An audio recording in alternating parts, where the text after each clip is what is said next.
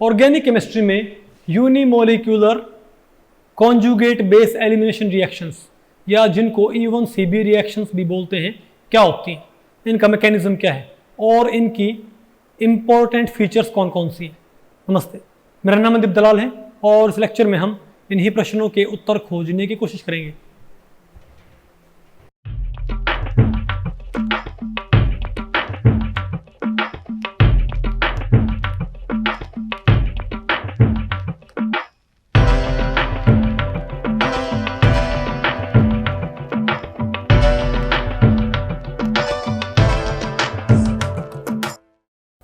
अब बताओ हमें क्या पढ़ना है भाई, E1CB conjugate base elimination mechanism. तो भाई इस टॉपिक को हमने टोटल 3 सेक्शंस में डिवाइड किया हुआ है। पहले हम क्या पढ़ेंगे, डेफिनेशन ऑफ E1CB मैकेनिज्म, फिर आपने क्या पढ़ना है मैकेनिज्म ऑफ E1CB मैकेनिज्म, फिर हम क्या पढ़ेंगे salient features of E1CB mechanism. पहले हम क्या पढ़ते बताओ, डेफिनेशन ऑफ E1CB मैकेनिज्म। भाई देखो जैसे आपके पास E1 रिएक्शंस थी वैसे आपके उसके होती हैं। देखो तो नाम देखो भाई E1CB। E1 का मतलब क्या है कि है तो क्या ये एलिमिनेशन, और 1 का मतलब क्या है यूनिमोलिकुलर। बोलो भाई, और ये होगी क्या 2 स्टेप में, क्या होगी ये भाई E1 आपकी 2 स्टेप में हुआ करती ना, तो E1CB भी क्या होगी आपकी 2 स्टेप में। E1 क्या थी भाई वो यूनिमोलिकुलर, ये भी क्या होगी यूनिमोलिकुलर, लेकिन ये वही कॉन्जुगेट बेस मैकेनिज्म के जरिए होगी, क्या होगी ये।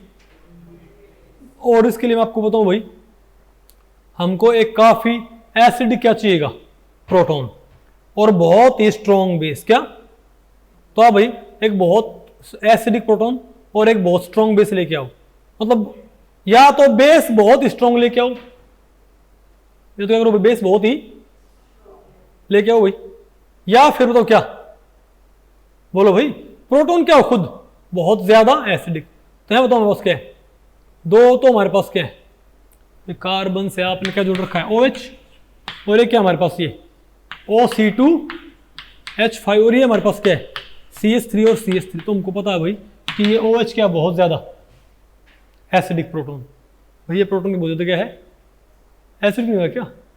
तो अब यहां से बताओ हम क्या ले यहाँ पर भाई OH नेगेटिव, यहां से हम क्या लिए OH नेगेटिव। आपको यहां पर लिविंग ग्रुप कौन है ये बताओ, यहां पर क्या भाई लिविंग ग्रुप, ये हमारे पास बताओ यहां पर क्या है लिविंग ग्रुप। ओके, ये बाद में जाएगा भाई, क्या हुआ ये। अच्छा तो अगर मैं ये लिविंग ग्रुप है, अगर सीधे ये टूट जाए, भाई पहले स्टेप में, और OH की वजह कोई और आ जाए, तो बोलो भाई नहीं, पहले यहां से भाई ये लिविंग ग्रुप यहां से टूट जाए, उसके बाद भाई कोई प्रोटॉन यहां से निकल जाए, तो वो तो क्या हो जाएगा हमारे पास सिंपल E1 हो जाएगा। लेकिन यहां बताओ क्या होगा, ये जो OH है ना पहले भाई यहां से ये इस एसिडिक प्रोटॉन को निकाल लेता है, क्या एसिडिक प्रोटॉन को। वो तो क्या बन गया हमारे पास, ये H2 निकल गया हमारे पास, अभी से क्या निकाल लिया यहां से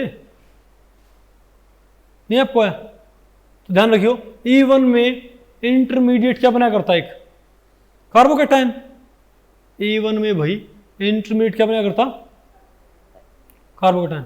लेकिन यहां पर अगर प्रोटॉन निकल गया तो यहां बताओ हमारे पास क्या बन जाएगा एक एनायन, भाई हमारे पास क्या बनेगी एक एनायन, क्या हो जाएगा ये CH3 COC2H5, और क्या हमारे पास ये CH3 और O नेगेटिव होगा ना भाई, नहीं आपको समझ। अब ये बॉन्ड यहां पर आ जाए और ये बॉन्ड यहां से ले जाए, तो क्या हो जाएगा बताओ C2H5O नेगेटिव यहां से निकल जाएगा। अरे बोलो भाई बताओ, यहां से देखो भाई क्या बन गया हमारे पास ये कीटोन, भाई हमारे पास क्या बन गया ये भाई, क्या हमारे पास ये कीटोन की फॉर्मेशन नहीं हुई क्या। तो क्या, तो इसका मैकेनिज्म क्या होगा इस रिएक्शन का, तो इसको E1CB क्यों बोलते हैं, क्योंकि ये है तो क्या भाई, अरे भाई है तो क्या ये 2 स्टेप पाथवे E1 की तरह, लेकिन यहाँ पर पहले भाई कार्बोकैटायन नहीं बनता, कॉन्जुगेट बेस मैकेनिज्म। अरे भाई जैसे आप SN1C पढ़ा करते, आप इनऑर्गेनिक केमिस्ट्री में SN1CB मैकेनिज्म नहीं पढ़ा करते क्या, इजंट इट। तो वहाँ पर सबस्ट्रेट जो हमारे पास था अमोनिया टाइप, अरे हमारे पास जो कोबाल्ट का अमीन कॉम्प्लेक्स होया करता, उस अमीन कॉम्प्लेक्स में से एक अमीन में से कौन प्रोटॉन निकाल लिया करता है, एक बेस। तो पहले हमारे पास क्या बना था भाई, बताओ, एक कॉन्जुगेट बेस बना करता ना। तो सिमिलरली अगर बताओ क्या किया हमने, अगर तो पहला क्या हमारे पास, पहला स्टेप क्या हुआ हमारे पास, बताओ, प्रोटॉन एब्स्ट्रैक्शन। तो पहले क्या करेगा, OH क्या करेगा, OH इस सबस्ट्रेट में से प्रोटॉन निकाल लेगा। तो यहाँ पर क्या हमारे पास नेगेटिव आ गया ना, तो ये क्या बन गया हमारे पास, एक एनायन। अब क्या बताओ भाई, डिटैचमेंट ऑफ लिविंग ग्रुप, क्या डिटैचमेंट ऑफ लिविंग ग्रुप। अब ये भाई क्यों रखेगा डबल बॉन्ड अपने पास, अब ये बॉन्ड यहाँ पर आ जाएगा, तो ये बॉन्ड टूट के यहाँ से अलग हो जाएगा। अरे बोलो भाई, अब ये यहाँ पर तो यहाँ पर आ गया हमारे पास, बन गया। बस सिंपल सी बात है, पहले तो क्या करेगा ये OH नेगेटिव प्रोटॉन निकाल लेगा। तो यहाँ पर क्या नेगेटिव आ गया, इजंट इट, बोलो भाई। तो पहले तो इसने प्रोटॉन निकाल लिया, प्रोटॉन निकालते क्या बन जाएगा हमारे पास, ये नेगेटिव 2 2 4 और 2 6 आ गया ना भाई। अब जब ये डबल बॉन्ड, ये बॉन्ड यहाँ पर, तो ये कहाँ जाएगा, ये बॉन्ड टूट गया, तो C2H5O नेगेटिव, इथॉक्साइड आयन यहाँ से निकल जाएगी, और यहाँ कौन आ गया हमारे पास, मतलब यहाँ पर लिविंग ग्रुप बाद में गया है, नहीं आपको समझ। तो E1 में वो तो पहले कौन बनता था, कार्बोकैटायन, वो वहाँ पर क्या बनती थी, कैटायन, यहाँ पर क्या बनती है बताओ, एनायन बनती है। समझे मेरी बात।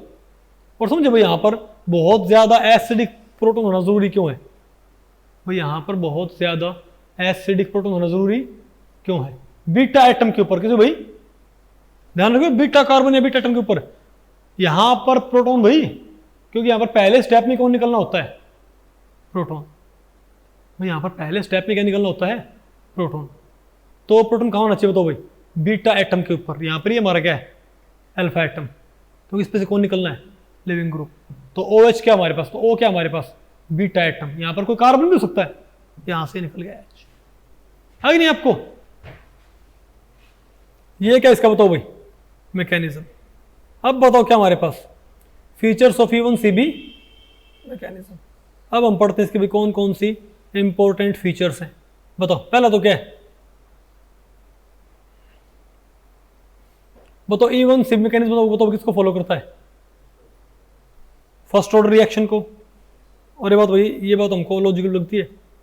दूसरा बताओ क्या हमारे पास ये, कि यहां पर एक एसिडिक हाइड्रोजन पक्का होना चाहिए, बताओ कहां पर, बीटा एटम के ऊपर। जैसे यहां पर देखो भाई, क्या यहां पर एक हाईली एसिडिक, क्या, क्योंकि अगर ये क्या हुआ, अगर नॉर्मल एसिडिक हुआ, जैसे आप बताओ भाई, अब देखो यहां पर क्या है भाई, ये भी तो क्या है, हाइड्रोजन है, ये क्या है, बीटा कार्बन, ये क्या है, बीटा ऑक्सीजन, ये क्या है, अरे भाई इस पे से लिविंग ग्रुप जाना, तो ये तीनों क्या है, बीटा एटम है, तो ये तीन भी क्या है, ये भी है।